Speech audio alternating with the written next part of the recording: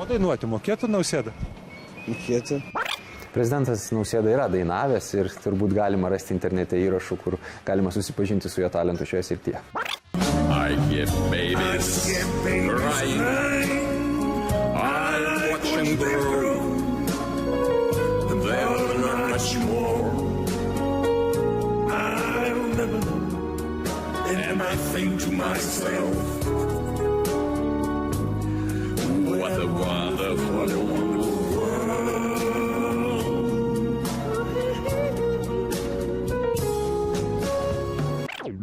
Gitanui Nausėdai dainuoti padėjo Remigijus Ruokis ir Vytautas Grubliauskas. O dabar dar trumpam grįžkime į Lietuvos miestus ir miestelius. Štai pačios originaliausios praeivių mintis apie Gitaną Nausėdą. Ir 6 vietos laurai keliauja į Varėną. Už versiją, kodėlgi žmonės siekia tapti prezidentais. Nežinau, gal vyrai yra karvedžiai, jų tikslas užkariauti, pasiekti postą. Galėjo žmogui trūkti gyvenime, kad paėmė ir nuėjo.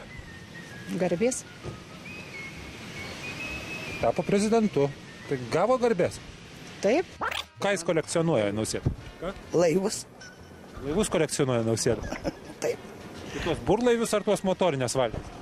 Pagal man tai motorinės. Šitas tokias didelės ar pripučiamos? Ne, nepripučiamos.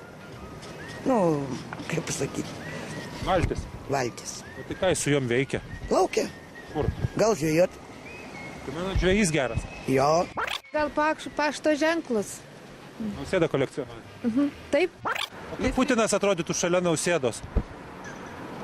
Jūs turit minti ūgiu? Nu, yra tokia sena legenda rodydavo anksčiau, kaip štapselis su tarapunka, ar ne? Ką jis labiausiai mėgsta, ponas Nausėda? Nuskaityti apie ekonomiką. Romanus. Romanus? Taip. Kad ir kaip keistai skambėtų, vis dėlto tai beveik teisingas atsakymas, nes romanų apie ekonomiką būna. Ir ką gali žinoti, net mūsų prezidentas gal savo kolekcijoje vieną kitą tokį turi. Na, o pats tiksliausias praeivio atsakymas šį kartą ne iš Utenos, o iš Garliavos. Apie tai, kaip dėrėtų kreiptis į mūsų valstybės vadovą. Jūsų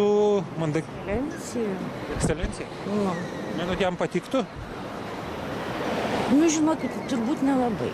Jis iš tokių paprastesnių žmonių. Kol kas. Kol kas ateitis parodys.